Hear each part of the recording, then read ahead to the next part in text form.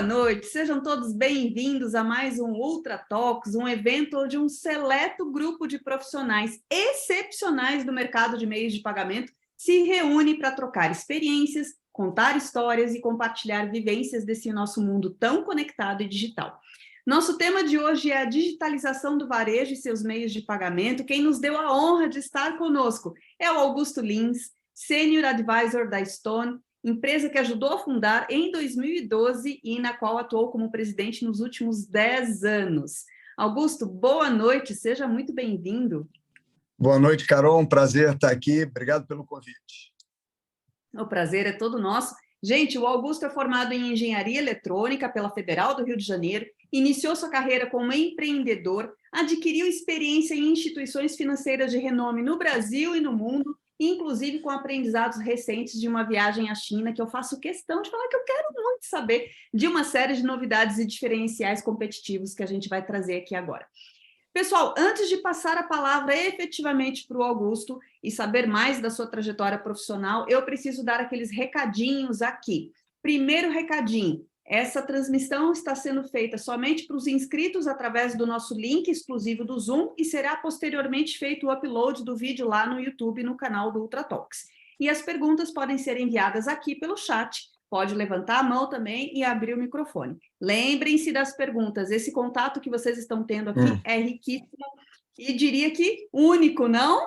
É para aproveitar. Gente, boa noite a todos e agora sim, Augusto, gostaria de se apresentar para a gente, contar um pouquinho mais como é que você entrou nesse mercado de meio de pagamentos? Carol, eu fiz a minha carreira praticamente toda no mercado financeiro e morei fora, trabalhei em banco de investimento, trabalhei em banco de atacado e aos 50 anos eu encontrei meu sócio que tinha 25. Então, eu sou dos empreendedores mais antigos, né? Mais velhos, vamos chamar assim.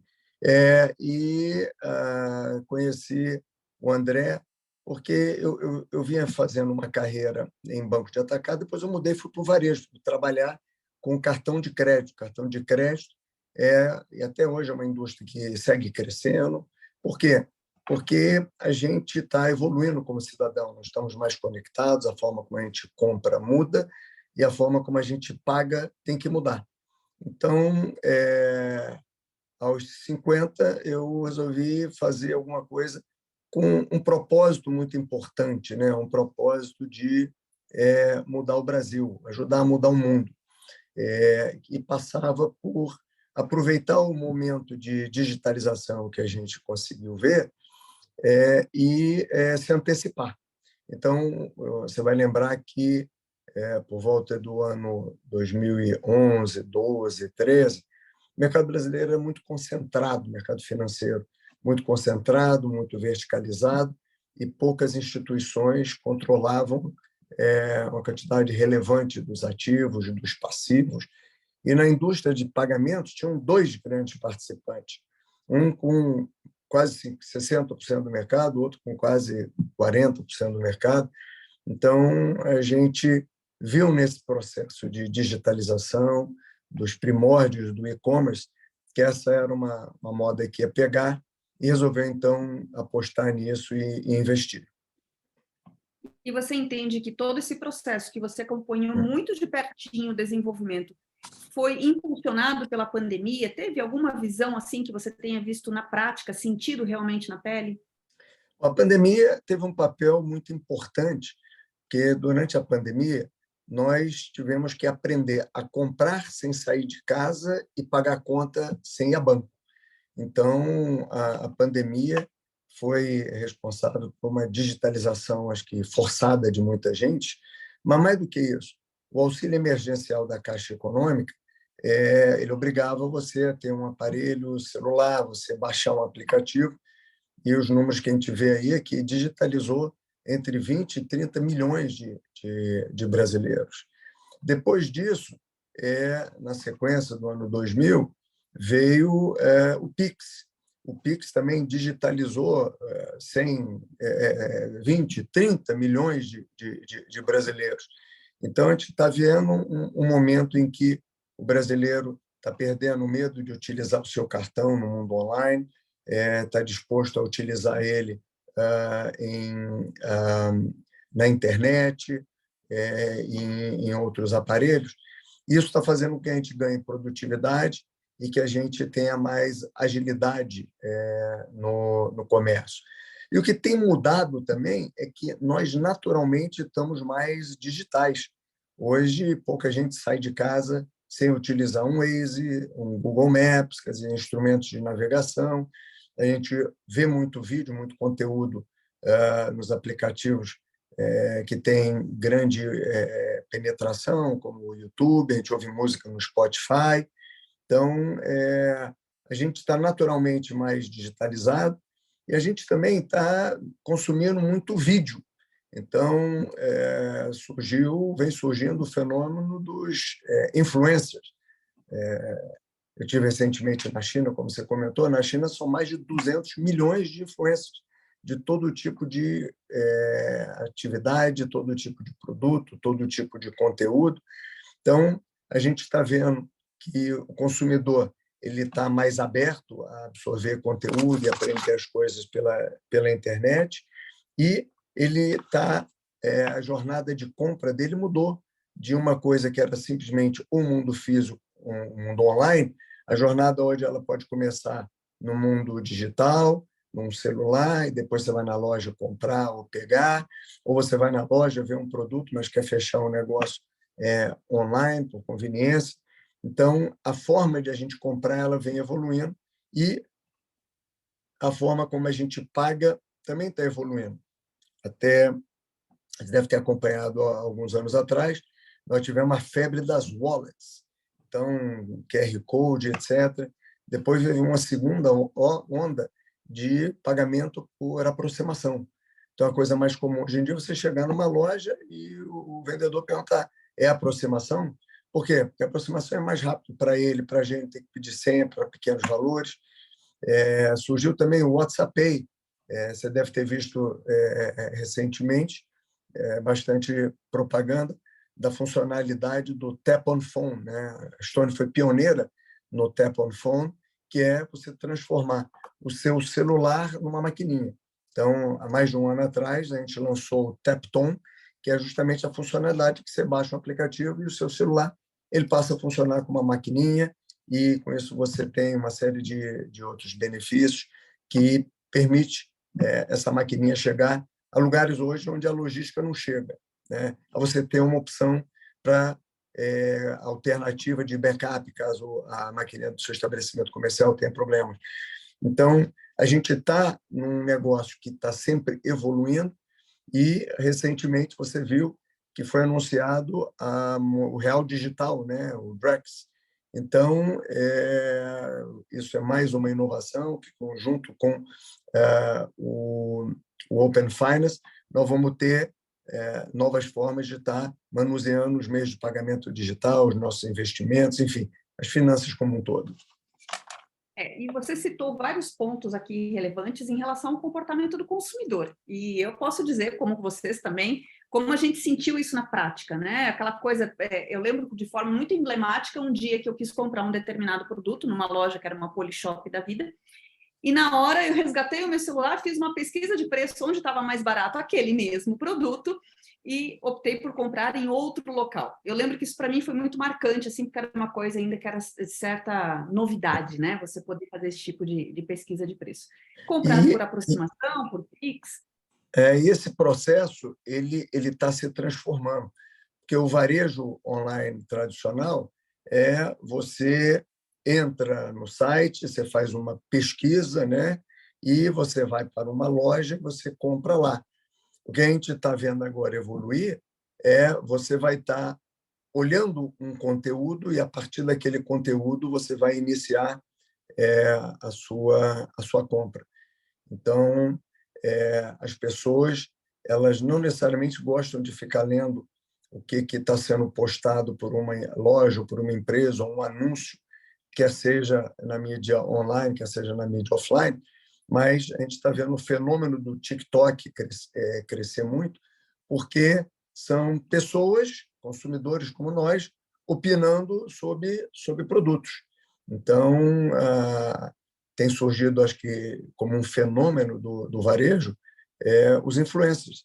Então, influencers são pessoas que têm reputação, são pessoas que estão pesquisando, que estão olhando e que estão recomendando coisas com a sua experiência. E, a partir daí, você entra numa comunidade e todo mundo começa a dizer. Alguém começa uma conversa dizendo: estou lançando aqui o batom sabor Fine. Aí o outro fala: comprei. Aí a outra fala: pô, uma maravilha, comprei, não sei o quê. E você, então, passa a ter mais pessoas falando daquele assunto e isso acaba influenciando sua decisão de compra. E o comportamento do consumidor, que na verdade é o que a gente está trazendo muito aqui para a mesa agora, acaba deixando alguns consumidores sem saída. E eu falo por quê? Por experiência própria, eu sou consumidora da geração X, né? Naturalmente, eu gosto mais de ler as coisas. E eu não encontro determinadas leituras, porque o que tem é vídeo. O que o Google me retorna é vídeo. Veja no YouTube, assista no YouTube. Está mais do que eu falo, mas eu quero texto. E a gente não encontra. É muito interessante esse comportamento todo que a gente observa e que a gente passa por essa mudança. Agora, mas, Carol, coisa, o consumidor nunca teve tão empoderado. E tantas opções. Você, a gente nunca teve tanta força, porque a gente compra o que a gente quiser, como quiser, aonde quiser, a hora que quiser e paga do jeito que quiser. Então, a gente está forçando os estabelecimentos comerciais, os lojistas, a virem atrás da gente. E a gente está mais exigente, porque a gente quer tudo grátis, né? O vídeo é grátis, a entrega é grátis, o YouTube é grátis. Eu quero tudo agora, do meu jeito, a hora que eu quiser, e mais do que isso, eu quero personalizado. Eu não quero receber na minha casa, no meu WhatsApp, no e-mail, enfim, em algum canal, uma oferta de fraldas, né? Quem me oferece uma fralda é uma pessoa que não me conhece. E eu não vou me relacionar com quem não me conhece. A minha expectativa é que esteja todo mundo utilizando os dados. Pois é, e aí a gente entra num papo que foge um tiquinho aqui, mas é um ponto interessante para a gente trazer, que é a Lei de Proteção aos Dados. Recentemente, a Droga Raia passou por uma situação muito específica de terem expostos a quantidade de base de dados que eles têm de cada cliente. Cada vez que você coloca o seu CPF na hora da compra, ela tem um histórico de todos os remédios que você comprou nos últimos 15 anos, com qual frequência, quantidade, e o quão isso é mais relevante, inclusive para o setor de seguros de saúde, planos de saúde, do que para a própria rede de farmácias em si. A gente sabe que ajuda a comprar estoque, a gente sabe que ajuda a girar, que ajuda o mercado, mas existe toda uma conversa em relação a como o varejo em si está preparado para lidar com esse tamanho de base de dados, como usar esse tamanho de base de dados e como se adequar ao que o cliente quer. Realmente, se chegar uma proposta para qualquer um de nós de oferta de um produto qualquer que não converse com a gente, tchau e próximo, né? Não quero mais saber de você. Esse é o desafio do varejo, né? O varejo, ele não necessariamente está pronto para esse novo desafio, porque o varejo sempre preferiu investir em abrir uma loja nova do que em investir em tecnologia. E o que a gente observou durante a pandemia é que muitos varejistas tiveram que fechar suas portas e não tinha mais cliente entrando. E eles não tinham desenvolvido canais alternativos de venda. Então, eu recebi muito cliente falar: Augusto, estou desesperado, meu negócio vai quebrar, como é que eu faço? O cliente não está mais entrando aqui e a gente aqui, como companhia, desenvolveu muitos serviços e campanhas para ajudar o varejista a vender online, a vender no WhatsApp, a vender no YouTube, a vender no Instagram, porque existem muitos canais. E o lojista passou a entender que ele precisa de interação. Se a loja está fechada, ele tem que chamar o cliente para dizer: a minha loja está aberta, apesar da porta estar fechada. Eu tenho esses produtos aqui, eu posso te entregar esse produto nesse espaço de tempo. Então, passou a entender da importância da interação com o cliente. E, para isso, ele precisa ter, como você bem falou, uma base de dados, um cadastro de cliente, um cadastro de transações.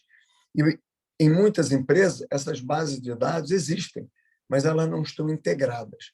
Então, tem um trabalho de tecnologia importante que a gente aqui na Stone, junto com a NENT, está desenvolvendo para ajudar o varejo a se digitalizar, integrar essas funções e prover uma experiência para o consumidor, uma jornada para o consumidor que vai efetivamente fidelizar e encantar o cliente. E aí a gente encontra que uma situação que varejos de tamanhos diferentes podem estar preparados ou não para esse desafio. Né? Então, a gente vê que realmente o jogo vai se separando para quem realmente sabe jogar e tem condições de jogar esse jogo, e quem vai ficar pequeno ou vai sumir do mercado porque realmente não consegue fazer toda essa integração, não consegue fazer o cruzamento de dados, e mesmo às vezes que consiga, não consegue analisar conforme deveria. Como é que você enxerga esse desafio do varejo? Porque não é todo mundo que vai estar pronto para isso. Eu acho que ter presença digital é estratégica. Então, você tem que explorar todos os meios de pagamento, tem que explorar todos os meios de venda.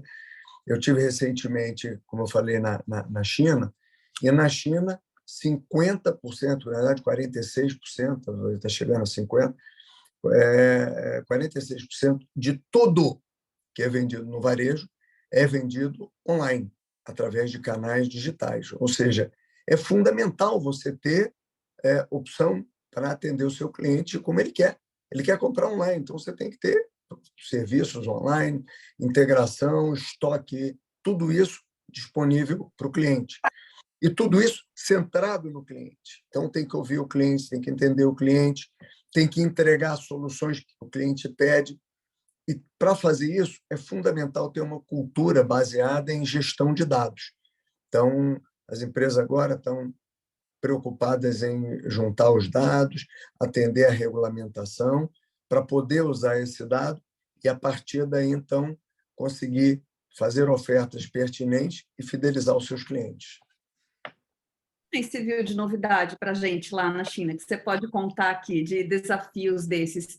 Porque a gente traz assim uma série de coisas que a gente sabe que a gente aqui precisa fazer no Brasil, mas sem dúvida alguma a gente está falando de uma nação que traz todas as novidades, que pensa em diferenciais competitivos muito antes da gente e que muitas vezes a gente acaba adotando por falta de opção mesmo. São eles que criaram, ninguém consegue inventar coisa melhor, então vamos lá, somos obrigados a usar essas ferramentas.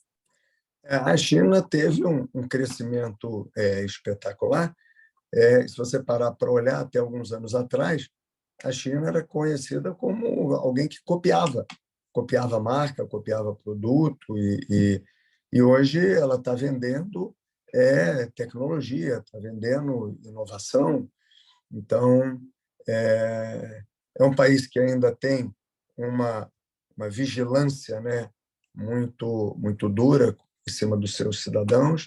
Ela tem vigilância, fiscalização, mas é uma cultura muito pragmática, muitos engenheiros, muita gente disciplinada executando coisas com objetivo.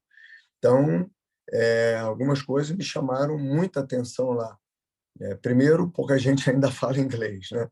Mas eles evoluíram de compra em QR Code, essas coisas que a gente está acostumado a ver, para verdadeiro ecossistema. Então, as super apps que a gente conheceu alguns anos atrás deixaram de ser aplicativos para serem ferramentas para o uso diário em todas as suas necessidades, que vão desde pagamento até consumo, até necessidades financeiras, crédito, investimento, e entrou no mercado novo, que é o mercado de saúde, né? Healthcare, hospital, medicação, telemedicina. Então, me chamou muito a atenção da evolução dos ecossistemas, e, nesses ecossistemas, a integração de conteúdo, entretenimento, varejo, né, e mídia. Então, o cara conseguiu juntar tudo isso e crescendo ainda de uma forma muito acelerada. Me chamou também a atenção a dedicação e o foco que eles estão dando para o negócio de cross-border. Então, as projeções que eles fazem é que o cross-border no mundo inteiro vai crescer muito, e eles já são o principal participante, mas eles querem ser e continuar sendo os líderes desse mercado, e eles estão se preparando sob a ótica de venda, de entrega, de logística e de serviço para garantir que eles vão ser líderes desse negócio. E, por outro lado, tem desafio, né? A população está envelhecendo, tem muito jovem que está desempregado, tem muito jovem que está mudando a cabeça e não quer mais trabalhar nas manufaturas, em fábricas, e eles têm o desafio da questão da sustentabilidade. Então, o ESG virou uma agenda que eles adotaram e falam ainda em diversas coisas. Nas cidades principais que a gente teve lá, que foi Xangai e Pequim, no centro da cidade tem os carros de placa verde e tem os carros de placa azul. Tem lugares que só entra o carro de placa verde, que é o carro que ou é elétrico ou é híbrido. Então, só a gasolina ou a diesel já tem limitação. Então, eles têm uma pauta, a pauta ela é seguida com certo rigor e disciplina, e tudo que eles fazem, eles se comprometem e fazem. Então, acho que tem coisas para a gente aprender, sempre utilizando foco no cliente e obtenção e gestão de dados. Realmente lá, Augusto, uma curiosidade, eles consideram o cliente, realmente o interesse do cliente, as preferências, de forma muito premente? Eu tenho a impressão de que é mais um cliente tratado meio como qualquer outro, assim, sem essa... Não. Lá, quem não trata bem o cliente vai embora. O cliente escolhe. Então, nós estamos acostumados aqui em falar do Alibaba, né? E do meio de pagamento dele, que é o Alipay, mas existem vários novos concorrentes que estão roubando o market share, e hoje o Alibaba ele é um incumbente, ele não é mais o emergente, ele já não é a startup inovadora. Startup inovadora são empresas como o Pinduoduo. Pinduoduo hoje tem mais clientes, tem a mesma quantidade de clientes do que o Alibaba, né? Startup emergente é a ByteDance, que é a holding do TikTok. Então, o TikTok na China tem uma quantidade enorme de clientes e eles evoluíram de um negócio que era dancinha para ser uma verdadeira plataforma de mídia, uma verdadeira plataforma de conteúdo, uma verdadeira plataforma de entretenimento, uma verdadeira plataforma de comércio. Então, você está vendo lá um conteúdo que te interessou, você pode apertar um botão, vai para o shopping, paga, compra. Então, de uma forma muito simples. As pessoas lá ficam mais de 80 minutos por dia vendo TikTok. Então, é um pouco de lazer. E se você não tratar bem o teu negócio, o seu cliente, ele muda de plataforma, baixa outro aplicativo e foi embora. Então, é muito mais por necessidade do que simplesmente por diretriz. Interessante. Eu trabalho, de alguma forma, com um pouco de redes sociais e eu sei de dentro do TikTok que, realmente, o grande concorrente deles é o YouTube.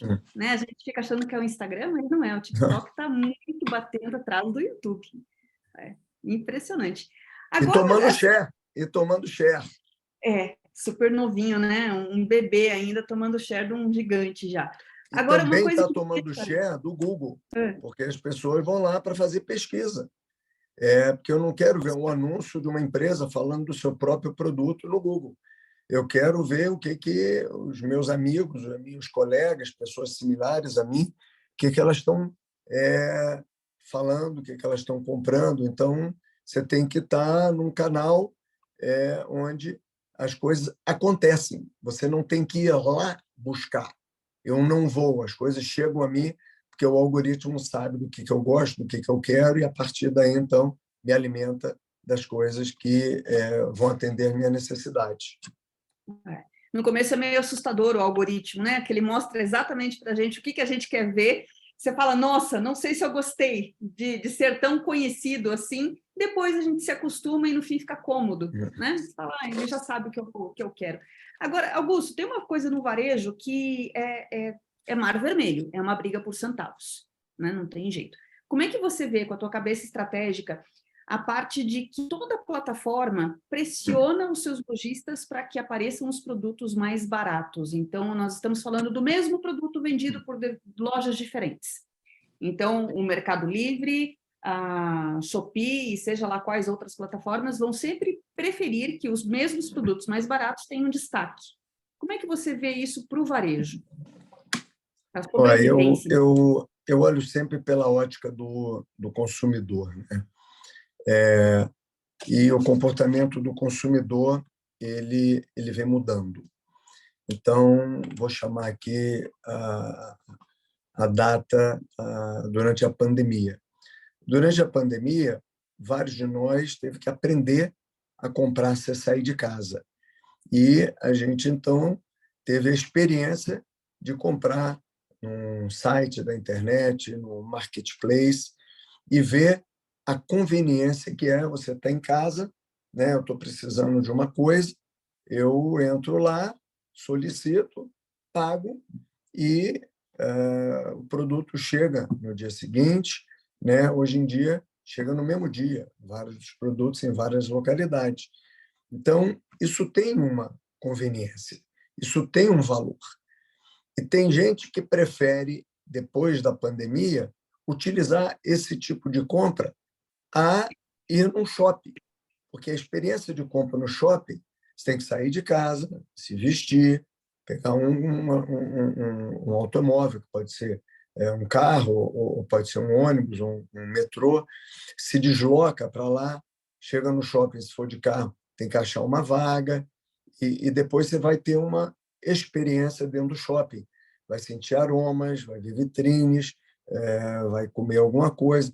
Então, o shopping ele tem uma experiência diferente de você comprar em casa. E tem gente que prefere ir ao shopping, tem gente que prefere comprar de casa, e tem gente que tem dias que, pela agilidade, quer comprar em casa e vai curtir, vai ver coisas novas, vai se entretenimento no shopping.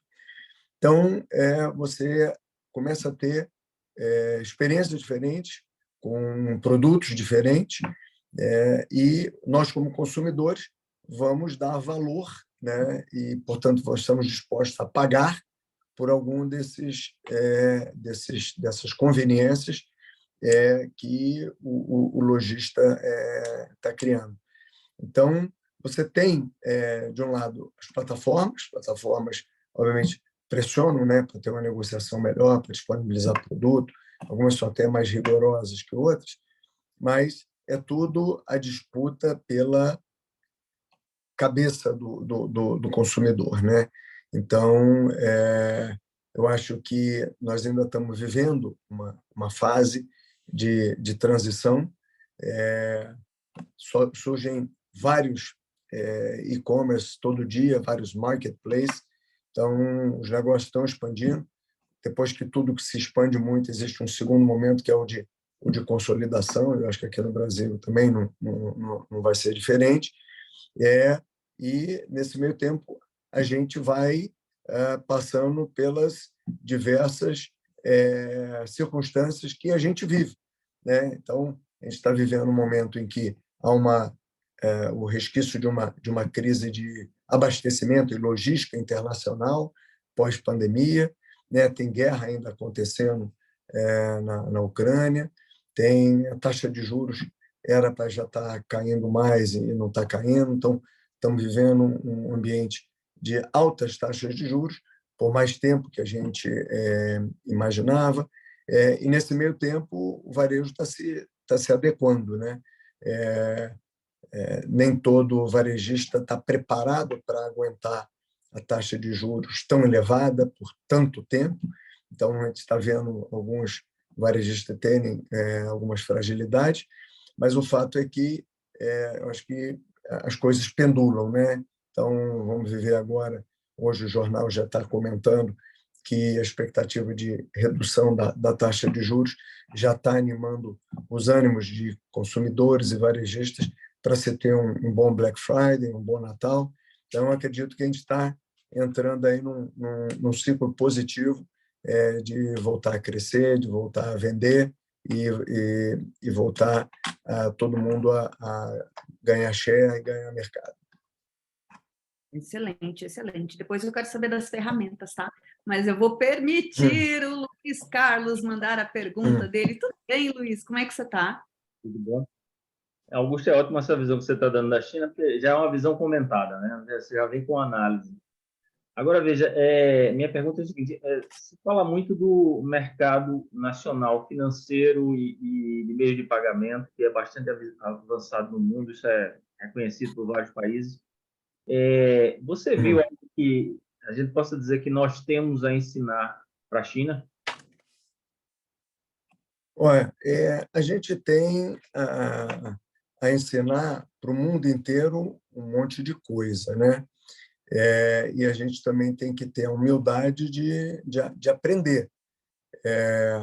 Nós tivemos o lançamento aqui do Pix, e o Pix foi um sucesso. O Pix é um fenômeno, não só no Brasil, mas nós estamos exportando essa tecnologia, estamos dando palestra num monte de lugar. E isso aí trouxe muita agilidade para o consumidor e para o varejo. A experiência do Pix ela ainda não é boa, né? Os aplicativos da China de pagamentos eles são mais simples, mais ágeis, mais rápidos. Hoje em dia, para fazer um Pix, eu tenho que baixar o aplicativo no meu celular, aí tem que digitar agência, conta, da conta PF, PJ, da conta poupança, da conta corrente, qual é a conta, para quem que você quer mandar, qual é a chave. Ou seja, eu tenho que dar muitos cliques para concluir a venda, né? A compra, o pagamento. Então, a gente está no início de uma jornada que eu não tenho a menor dúvida que vai ser cada vez melhor, né? O Banco Central está de parabéns, porque inovou, quebrou paradigmas e está trazendo agilidade, está trazendo conveniência, está trazendo produtividade, né? Para o nosso país voltar a crescer, e isso tudo é saudável. A gente tem o nosso perfil de compra aqui no Brasil, ele é diferente do chinês, né? Hoje, eu comentei, 50% do consumo lá na China ele é online, e desses 50, 25 é social media, 25 é streaming, 25 é short video, 25 é live commerce.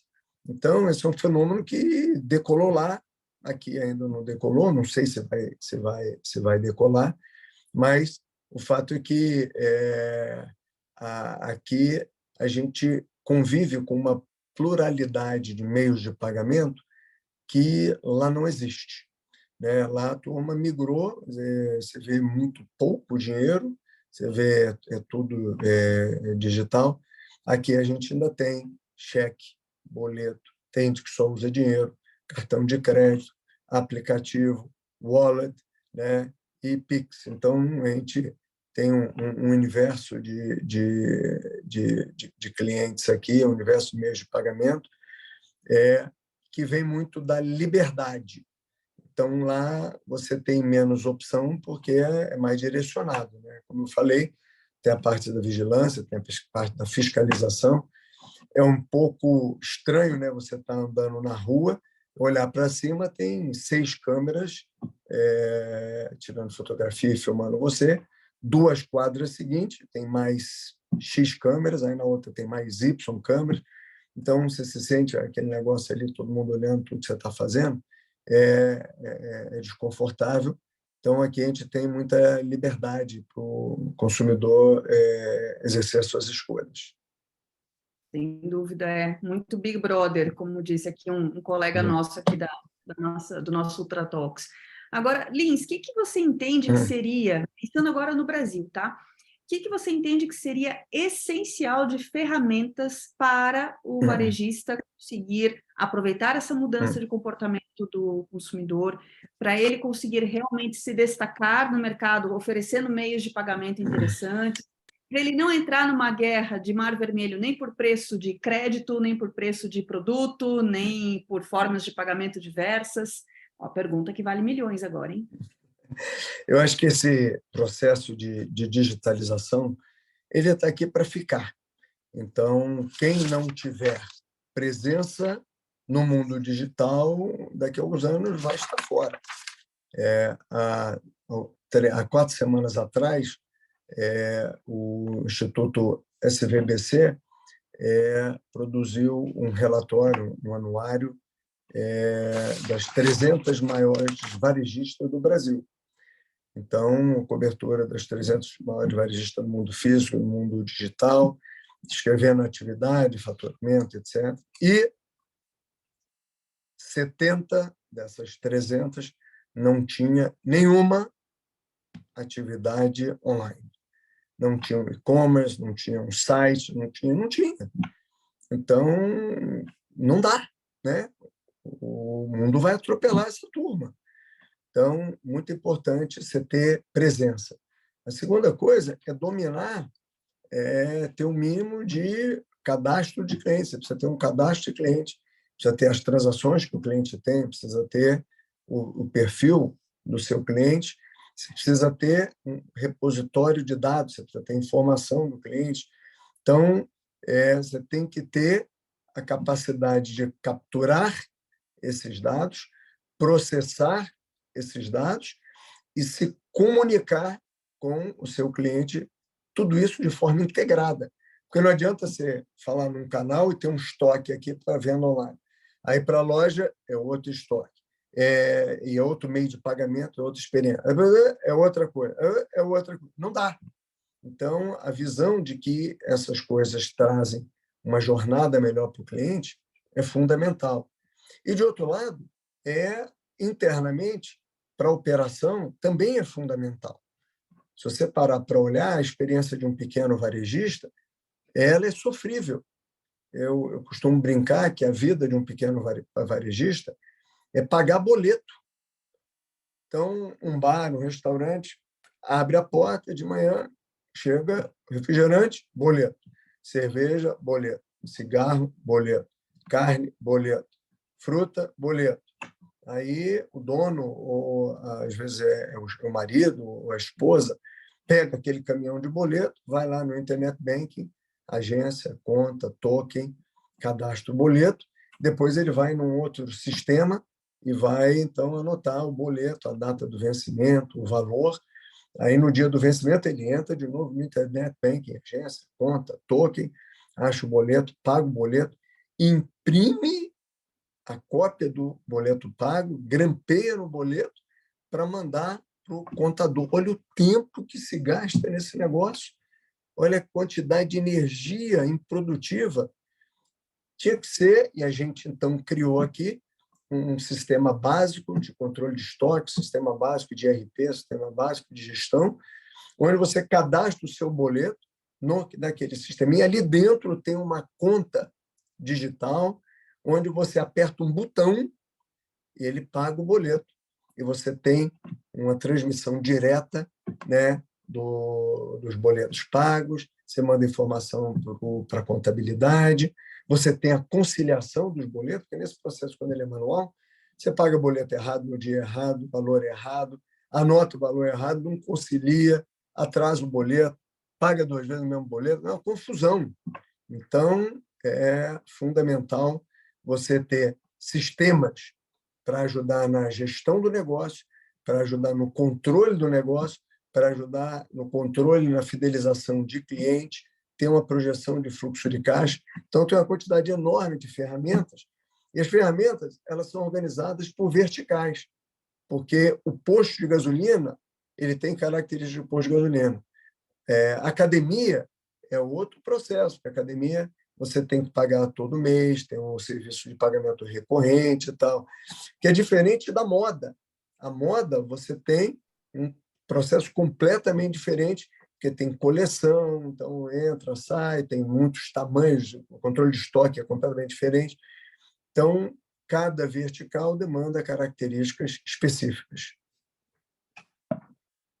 Excelente. Você vê como é importante a experiência em campo, hein? O Augusto mostrou agora que realmente está lá, junto com o lojista, que conhece a rotina do lojista. Lincoln, fale para a gente, conte-nos tudo. Fala, Augusto. Como é que Grande você está, meu Lincoln, prazer te parceiro? ver. Então, prazer é todo meu. Sempre bom, sempre uma aula aprender. Sempre uma aula falar contigo, te ouvir. Você fala com muita propriedade, a gente ama desde os nossos tempos lá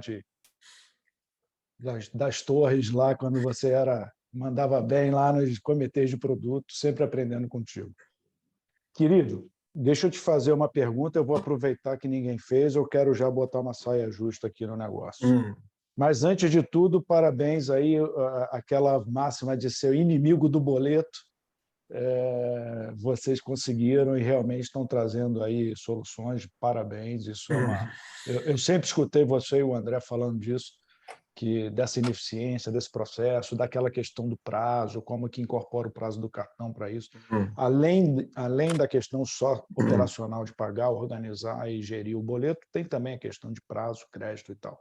E isso está no plano da Stone desde o nascedouro, e eu fico muito feliz de vocês realmente não esquecerem desse plano e estarem criando soluções para matar o velho e bom boleto, porque realmente é uma dor de cabeça, já está no século passado. Mas eu vou mudar de tema aqui, se você me permitir, e se você achar que é um tema delicado para tocar, fica à vontade também para falar que passa a vez. Nosso amigo, numa outra aqui, falou, não, esse tema eu não vou falar, mas eu quero te provocar, porque isso vai afetar o business plan, ou vai afetar a sua operação. A queda de braço dos juros, do rotativo, parcelado sem juros, tem uma questão cultural, tem uma questão de renda, tem uma questão de perfil do brasileiro, tem uma questão de encarecer também o nosso crédito rotativo do ponto de vista dos emissores de cartão de crédito, que acabam pagando uma inadimplência que não está no jogo, que não está no preço, o intercâmbio não compensa o risco. E você já foi emissor, você hoje está na ponta Quai, agora ponta banco, então você conhece bem do tema. O que você, como instituição, ou você, como pessoa física, o que você acredita que vai acontecer nessa queda de braço? Está todo o mercado... Outro dia, quem ligou, um grande amigo nosso, que o Álvaro Lopes Mendes me ligou, cara, o que vai acontecer? Eu falei, eu não faço a mínima ideia. Eu acho que não vai acontecer nada, eu acho que essa queda de braço vai ficar no final do dia, mais uma vez, me engana que eu gosto, porém, isso é uma opinião do Lincoln e eu acho que 99% de chance de eu estar errado, porque eu não estou tão atualizado quanto você. Me diz a sua opinião sobre isso. O Lincoln, esse é um tema que a gente pode gastar 3 dias conversando sobre ele, né? Tá tendo muito debate por aí, todo mundo estudando, a gente também está estudando, eu não sei o desfecho dele. Então, infelizmente, eu não tenho a sua resposta, né? Não tenho a bola de cristal. Vamos ver como é que a conversa evolui. Tem muita gente envolvida, todas as partes estão sendo ouvidas. Vamos agendar essa conversa para daqui a 60 dias, a gente vai ter um pouco mais de conteúdo para falar dela. Nery, anotado na agendinha, 60 dias, daqui 60 dias voltamos com o Lins aqui. Pode deixar que eu te chamo, Augusto, te mandar uma mensagem. Você tem uma posição, você como instituição, vocês têm algum... porque já está tendo, né, as conversas de posicionamento. Vocês têm algum posicionamento formado como instituição que possa ser declarado? Nós estamos fazendo um monte de estudo, eu preferia não estar comentando isso aqui agora. A gente não pode fugir da pauta também. Então, assim, tem bastante coisa aqui para conversar. e fico angustiada, porque eu não vou conseguir perguntar tudo que eu quero, nem trazer as informações riquíssimas aqui, mas nada impede que depois dessa conversa continue nos canais oficiais que eu vou colocar no final dessa live. Tudo bem, Lincoln? Posso colocar aqui? Aí vocês podem conduzir de forma que a gente consiga ficar no nosso tema. Claro. Uma boa pauta para a gente chamar lá para pagos também, Lincoln. Boa. Legal, legal. Bora lá, e já que estamos falando de tempo que não temos para falar tudo que a gente gostaria, Lins, eu queria que você contasse para a gente um pouquinho de algumas tendências que estão rolando no mercado, como é que a gente pode como é que a gente pode adaptar essas tendências, acompanhar essas tendências, pensando agora no curto prazo, e é claro que eu vou te perguntar, como boa planejadora que sou, o que você enxerga de tendências para o longo prazo, porque nem toda tendência vira, já partimos desse pressuposto também, não é? Acho que o que a gente está vendo é um varejo que está em transformação, né? Então, durante muito tempo, a gente ouviu falar de omnichannel, de compra integrada. Então, a gente está vendo que o omnichannel está aí para ficar. Os clientes querem jornadas integradas, querem experiência. Então, acho que, primeiro, o omnichannel está aí, chegou para ficar. O segundo é cada vez mais utilização de inteligência artificial. Inteligência artificial para os processos de compra, de cobrança, de relacionamento com o cliente, de planejamento financeiro, e isso se estendendo para preferência de cliente. Na China, por exemplo, a gente viu num canal de streaming uma personalidade fazendo anúncio de uma determinada maquiagem, e depois a gente vê aquele vídeo ali durante uns 2, 3 minutos, a gente foi descobrir que aquilo ali era um avatar feito por inteligência artificial e rodava 24 horas. Então, você não precisava ter mais um ator, uma atriz, um personagem ali vendendo, porque a venda era feita toda automática, coletando dado para saber que hora que muda o produto, ou seja, sem um humano ali aparecendo, né? Então, é um negócio até meio que assustador.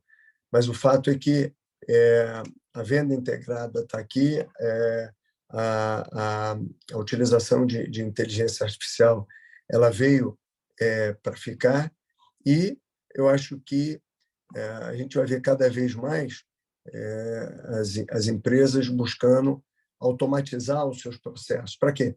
Para reduzir custo, aumentar a eficiência e garantir confiabilidade.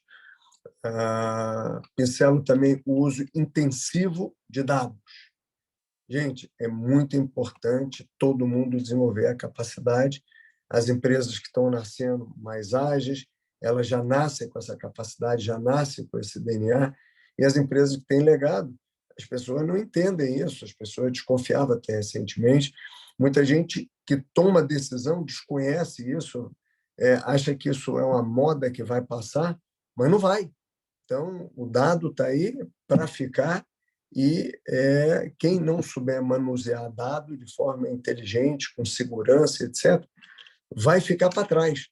Então, fundamental é o uso intensivo de dados nos diversos processos da companhia. Excelente, excelente. E alguma dessas tendências, de repente, alguma coisa nova que você tenha visto e pensado, isso aqui daqui 2, 3 anos ninguém fala mais nesse assunto, isso aqui é o famoso voo de galinha, não vai para frente? Eu acho que a indústria... Não vale sub, hein, Augusto? Não vale falar de sub, hein?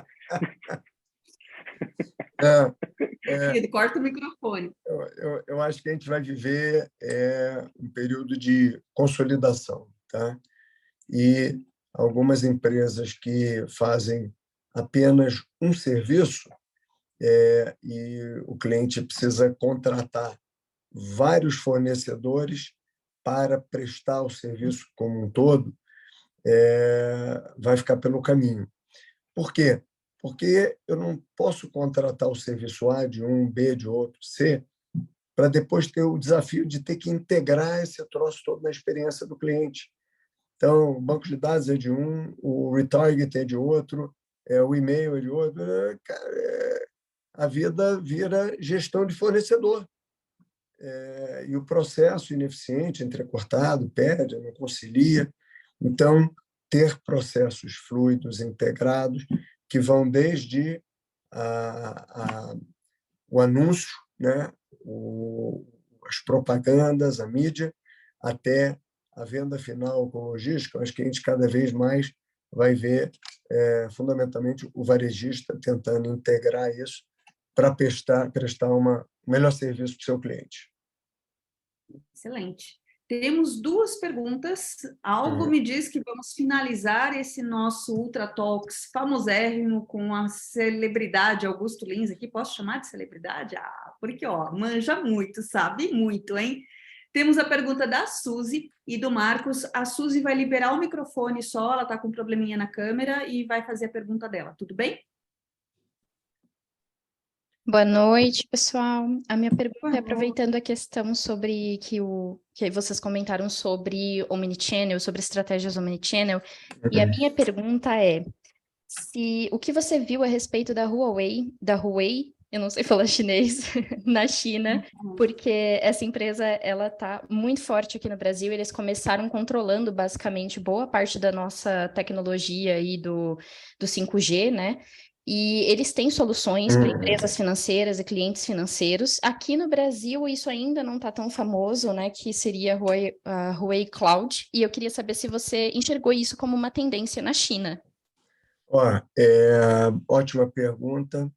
E os grandes participantes, eu tive visitando o Alibaba, eu tive visitando a JD, eu tive visitando o Alipay, a Tencent, visitei a Huawei. E todas essas empresas, além do seu core, estão montando ecossistemas em torno do seu core, e, a partir daí, disponibilizando serviços de cloud, de logística, de inteligência artificial. Então, todo mundo tem o Alibaba Cloud, você tem Tencent Cloud, você tem um monte de serviços aí. E a cloud da Huawei, ela lá vem bastante grande, e aqui no Brasil ela é incipiente. Acho que elas ainda estão alguns passos atrás do que uma Amazon oferece, uma Microsoft, né, com Azure oferece, do que o próprio Google oferece, mas eles são sabidos, eles são espertos, eles são dedicados, eles estão chegando, né? Então, me chamou a atenção essa cabeça de ecossistema para ter o cliente PF, o cliente PJ mais preso e sempre buscar mais dados, utilizar mais dados, mais conhecimento dos consumidores. E na Huawei, especificamente, me chamou a atenção a quantidade de tecnologia que eles estão desenvolvendo para o 5G. Então, diversos modelos de antena, diversos reach, diversa disponibilização. Então, realmente, eles vieram aqui para o Brasil, vieram com agressividade, tinham produto em estoque, e isso está permitindo a telefonia 5G expandir, acho que de forma rápida aqui no Brasil. O que não significa que não seria com os outros fornecedores, mas que eles estão fazendo um belo trabalho aqui. Bom, muito bom. Pergunta da Suzy respondida exatamente. Exatamente. Muito obrigada, Lins. Marcos, pode fazer a sua pergunta. E era para chamar de Augusto, né? Eu estou chamando de Lins. Veja só, veja só. Olá, Lins. Augusto. Boa noite a todos. Fala, Marcos. Tudo bem? Olhando esse tema que é muito denso e grandioso, e com o seu conhecimento, É absurdo, a gente nota. Eu tenho assim uma preocupação muito grande quando a gente fala de digitalização no varejo com o pequeno e o médio varejista, porque o custo não é pequeno para que a gente possa fazer uma digitalização. Eu vou te dar um exemplo. Eu trabalhava num banco que a gente implantou um cartão de crédito para eles e a gente baixou R$ 8 o custo se você recebesse pela internet, mas não pelo papel.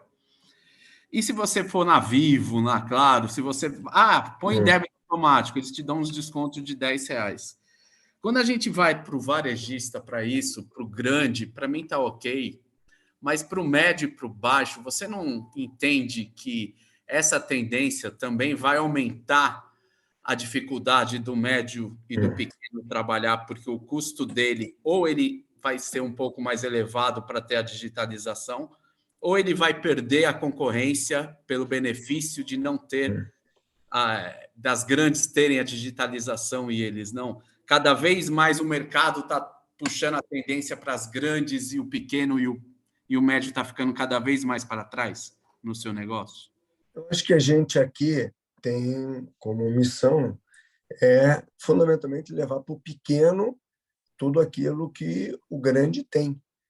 Então, hoje nós temos aqui, vou dar um exemplo nosso aqui da Stone, junto com a Lynx, eu tenho sistemas de ERP que roda no celular, que roda no POS, que roda no PC, que integra. Eu tenho modelo on-premise, eu tenho modelo na cloud. Eu tenho coisas muito baratas. Estamos falando aqui de R$50, R$100, R$150. Então, que vão dar produtividade, não é custo, é produtividade. Você vai ter mais tempo para conversar com o seu cliente, para comprar melhor, para ver sortimento, para visitar, para gerir a sua loja.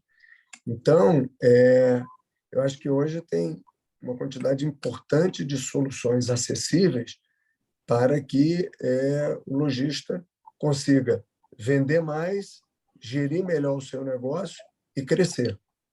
Boa, boa. Então, a gente tem também a preocupação com o pequeno e o médio. A nossa prioridade aqui é pequeno com médio. Eu tenho aqui, através da marca Stone, eu tenho aqui, através da marca Tom, desenvolvendo soluções para o pequenininho. Eu quero dar oportunidade para o pequenininho. Ele é que gera mais emprego, ele é o mais frágil, ele é que mais precisa. Bacana, bacana. É ótimo ouvir isso, né? A gente trabalha, eu acho que a maioria aqui em grandes empresas, mas a preocupação com o país, né? A segunda preocupação que eu sempre tenho, eu sempre disse que, poxa, a gente é um país de tecnologia de ponta. Só que se você pegar as bandeiras, eles nos exploram e nós temos que se adaptar às bandeiras, quando que nosso mercado, nós poderíamos ter uma bandeira nossa. Né? É isso aí. Né? Estamos trabalhando para transformar essa realidade. Legal, cara, legal. É bom ouvir isso. Obrigado e parabéns. O conhecimento é gigante. Lins, eu queria fechar esse nosso papo aqui com dor no coração, mas com muita vontade de saber um pouquinho mais da tua visão sobre o ERP Banking. O que você acha de finalizar esse nosso encontro aqui, contando mais dessa tendência e da tua visão para ela? Eu acho que essa é a próxima fronteira, que é você agregar serviços a coisas que os lojistas já estão utilizando. Então, a maquininha, maquineta, como alguns chamam, de cartão de crédito, ela hoje tem durante muito tempo, ela tinha uma funcionalidade que era passar um cartão. Hoje em dia, aquilo ali é um verdadeiro hub, de software de gestão, software de fidelidade, software para trazer cliente, de anúncio, de um monte de coisa. E uma delas é o software de gestão, no qual você vai ter, dentro desse software de gestão, a funcionalidade de pagar conta, de receber dinheiro, de movimentar dinheiro, de pagar funcionário, de mandar Pix, pagar boleto, emitir boleto. Então, eu acredito nessa tendência que é de simplificar a vida do lojista. Nada que eu estou falando é porque teve uma ideia, não, coisas práticas que a gente está vendo, que está se expandindo de uma forma muito maior do que a gente imaginava e que tende a consolidar, porque ela está dando capacidade de gestão, ela está dando capacidade de controle para que bares, restaurantes, lojas de moda, mercadinhos, supermercado, consigam estar sendo mais eficientes, tendo mais controle, mais cuidado e mais eficiência, principalmente no mercado em que a taxa de juros está elevada, qualquer centavo, qualquer distração pode prejudicar a operação. Então, estamos vivendo um momento aqui de aumento da qualidade da gestão, de automação e de controle, por exemplo, de estoque. Se você vende online, se você vende no mundo físico, se não tiver um mínimo de automação, não vai ficar pelo caminho. Perfeito, perfeito. Augusto Lins, onde as pessoas te encontram? Porque eu tenho certeza que vão ficar certas dúvidas, vontade de estender um pouquinho esse papo. Por onde que o pessoal consegue ter contato com você? Eu estou presente no LinkedIn, basicamente. Então, Augusto Lins é o meu LinkedIn. Lá eu falo, dentre outras coisas, do livro que eu escrevi recentemente, 5 segundos, o jeito Stone de servir, onde a gente fala muito sobre empreendedorismo, como foi a jornada da nossa companhia. Então, lá eu interajo e a gente pode trocar ideia. O livro está à venda em site, em livrarias? Todas as plataformas, livrarias, nos sites Amazon, Magalu, Mercado Livre, enfim, em todas as plataformas. Excelente, excelente. Pessoal, hoje nós falamos com o Augusto Lins, Senior Advisor na Stone, empresa que ele ajudou a fundar em 2012. Augusto, quanto tempo você tem de experiência já, sem contar 2012, né? Vamos falar de antes? Estou desde 2000 nessa indústria. Pouquinho tempo, pouquinho tempo. Uma vivência incrível dentro do Brasil, fora do Brasil. Foi presidente da Stone nos últimos 10 anos. Já falamos hoje sobre a digitalização no varejo, sobre os meios de pagamentos. Em nome da Ultratalks, eu agradeço a presença e a participação de todos aqui nessa aula sobre o comportamento do consumidor.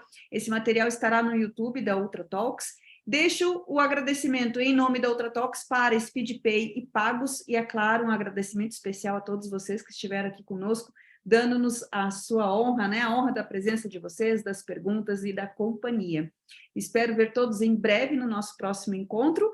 Lins, deixo você se despedir do pessoal com toda a sua desenvoltura natural. Carol, eu gosto sempre de deixar 3 recomendações básicas, né?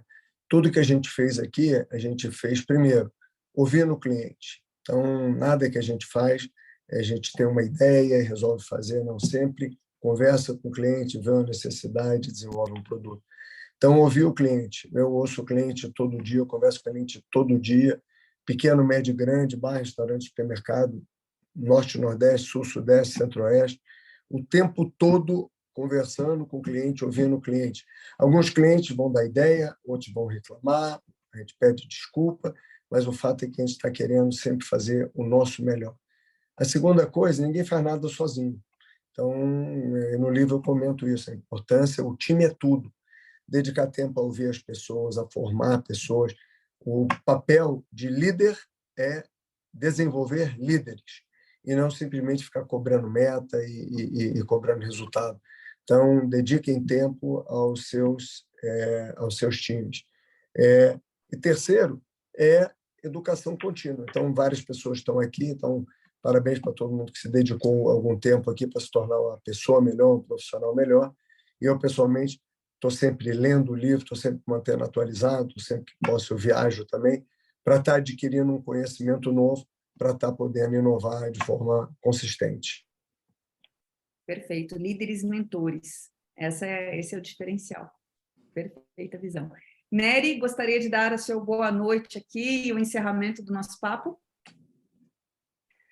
Carol, obrigado por todo mundo estar participando aqui. Augusto, puxa, super prazer, obrigado pelo tempo que você se dedicou aqui. Foi um mestre para mim, né? Afinal, você foi o responsável por me colocar nesse mercado de meios de pagamento desde lá atrás, né? 2004, 2005, na compra da Hipercard. Só tenho a agradecer vocês todos aqui. Muito obrigado. Boa noite em nome da Ultratalks. Beijos, pessoal, a todos. Nos vemos no próximo Ultratalks, hein? Até mais. Valeu, obrigado.